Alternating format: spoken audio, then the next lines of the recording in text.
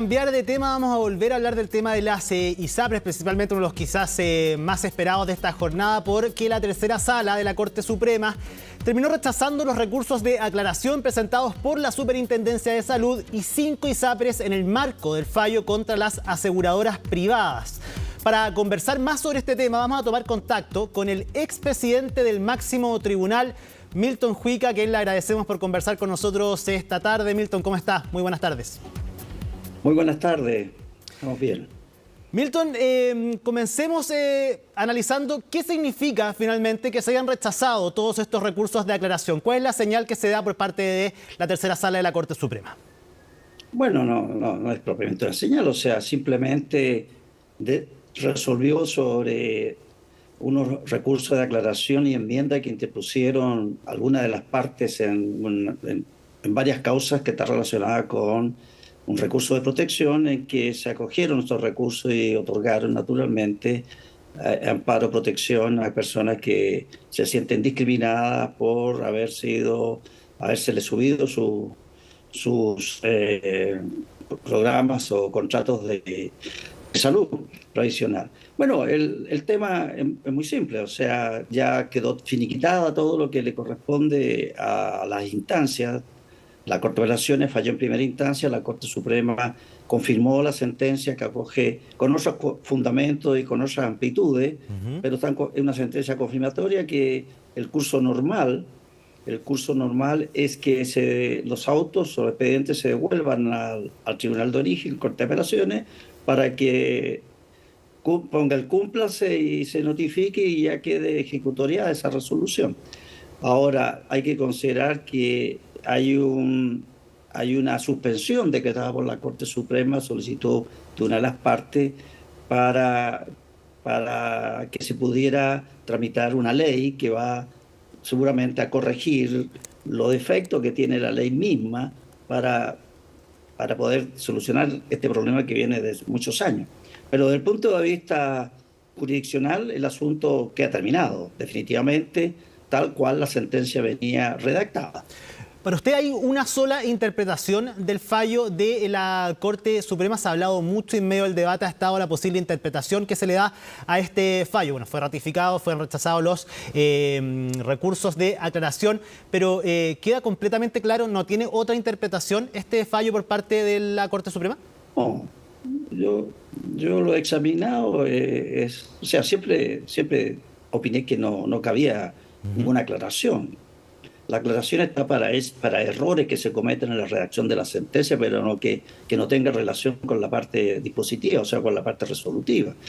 Hay una apreciación más bien ideológica, es decir, que esa sentencia no podía extenderse a personas que no habían sido parte en esa. Pero la sentencia lo dice claramente, o sea, la sentencia tiene efectos generales y por lo tanto tienen que ser cumplidas por la superintendencia y todas las ISAPRES involucradas, 5 por lo menos las que había de los fallos de hoy día, sí, tienen que cumplir el fallo, la sentencia. No hay vuelta para atrás en esta materia.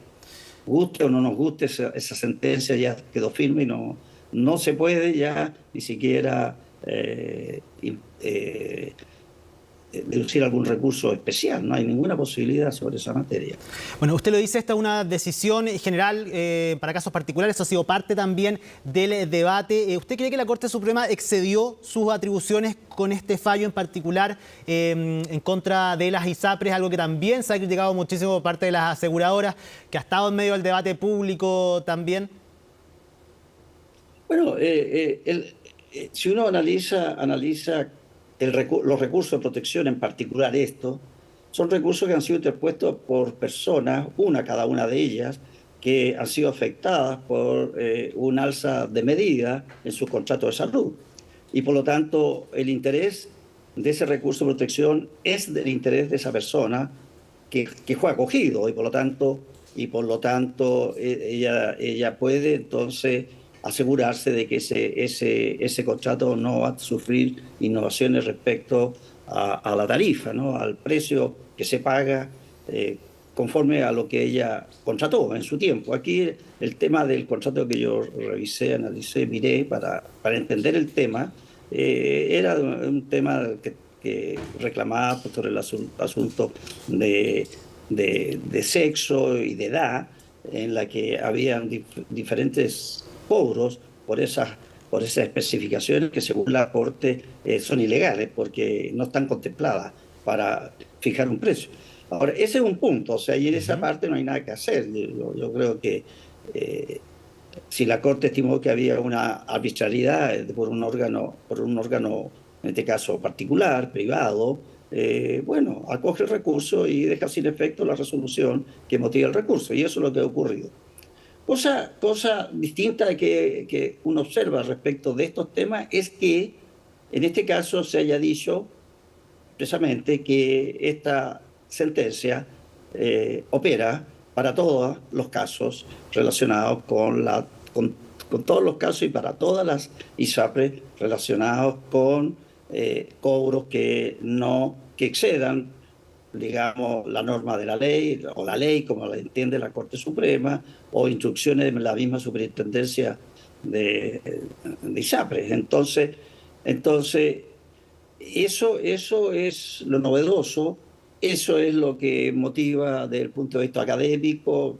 Yo he leído muchas intervenciones de profesores que algunos dicen que pueden, otros manifiestan de que eso es imposible, puesto que en ese caso la sentencia tendría un efecto normativo obligatorio para todo el mundo.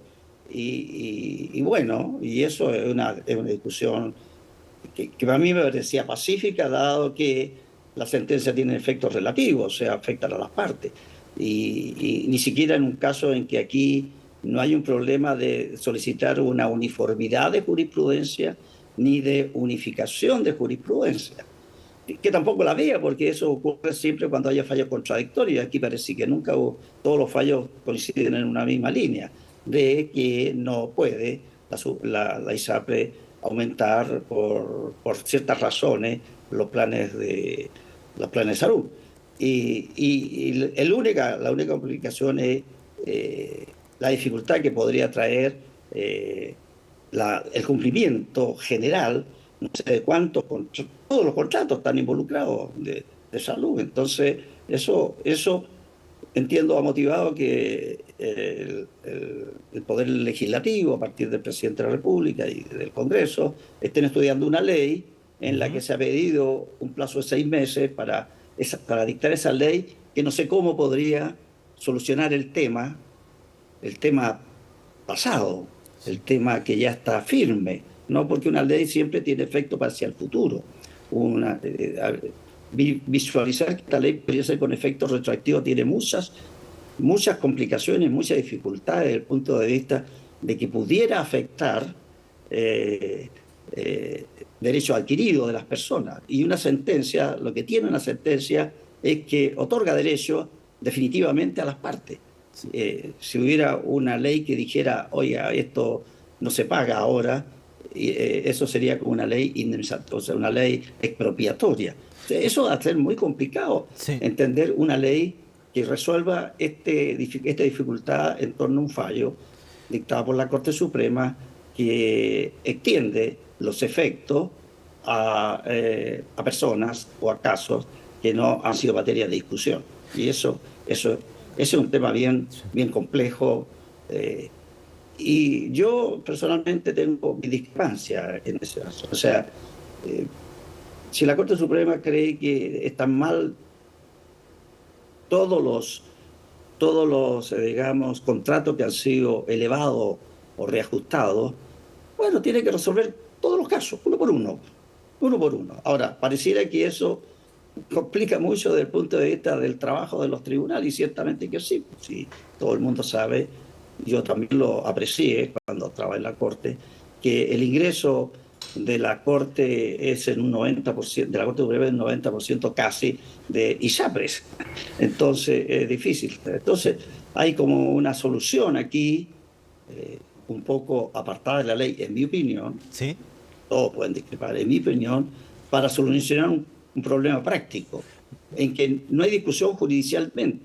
Desde el punto de vista judicial no hay dificultad, no hay sentencias contradictorias. Todas las sentencias miran a que una elevación de las tarifas o de los precios de los contratos de salud no se pueden hacer porque infringen ciertas normas y que a la larga constituyen una ilegalidad o una arbitrariedad. Y eso es la función de la acción de protección. La Corte en ese aspecto estuvo bien. No digo que está mal, pero en mi opinión creo que hay un exceso. Pero se discute mucho de esta casi declaración de oficio de la Corte Suprema de declarar una nulidad de derecho público, ¿no? Porque anula algo que afecta naturalmente a garantías constitucionales que deben estar siempre regladas por la ley. Pero esa es mi opinión, hay mucha crítica. Yo he escuchado abogados que están de acuerdo con el fallo y muchos abogados también que están en desacuerdo. Yo estoy en esa parte, en la parte que resuelve la ilegalidad o la arbitrariedad de una alza desmedida por factores que no están contemplados en la ley. En eso la Corte puede hacerlo. Lo pudo y lo hizo y lo está haciendo. Ese es, digamos, la dificultad que Milton, plantea esta situación. Hoy está salvado el asunto, ya está resuelto. Sí. Ya no podemos volver a discutir y no debiéramos hablar más, salvo lo que va a venir. El problema está en cómo se desarrolla esta ley que podría solucionar un tema que provoca un fallo. Milton, en ese sentido, usted como juez, ¿hubiese fallado de esta forma? Y se lo pregunto también porque usted hablaba de las dificultades que tiene esto de aplicar una sentencia general en casos tan complejos como es el que estamos viendo con las ISAPRES. ¿Usted como juez hubiese fallado de esta forma, sí o no? Y saber si es que cuáles son estas dificultades. Yo si estoy diciendo que a mí me parece que en esa parte no estoy de acuerdo, seguramente si hubiese integrado la sala no habría aceptado esa parte y habría votado en contra en esa parte, no en la parte del fondo, de la parte del reclamo singular, del reclamo particular, que es el que me llama a mí a resolver el conflicto que tiene una persona con una ISAPRE, ¿no? Ese es la competencia y la competencia me la entrega a mí el recurso de apelación. Yo leí el recurso de apelación en esta de la señora de la causa de 16.630, creo que es, en la que en ninguna parte en su apelación pide lo que decidió la Corte Suprema, y las competencias en instancias por recurso de apelación se establecen a través del recurso de apelación, de las peticiones concretas que se obtiene el recurso de apelación. Bueno, pero eso es una cuestión para estudiarlo, para analizarlo. Va a ser materia muy interesante en la academia, porque desde el punto de vista jurisdiccional está resuelto, ya no se puede discutir más el asunto, hay que cumplirlo. ¿Cómo se cumple? Ese es el gran problema que va a haber adelante, porque la sentencia tiene que ejecutarse de la manera que dice la ley también de cómo se ejecuta la sentencia dictada por tribunales chilenos. Y hay una excepción que se puede alegar, y va a ser también dificultad, que tienen aquellos terceros que no han sido parte en el juicio, de oponerse a la ejecución. Eso se llama la excepción de no empezarle el título, y la sentencia es un título. Bueno, ese es un tema también interesante que se puede analizar más adelante. Por último, Milton, le quería preguntar, ¿cuál es la complejidad en este caso de dar derechos adquiridos a quienes efectivamente no han demandado, en este caso de la ISAPRE? No, los que tienen derechos adquiridos son los que demandaron realmente, ¿no?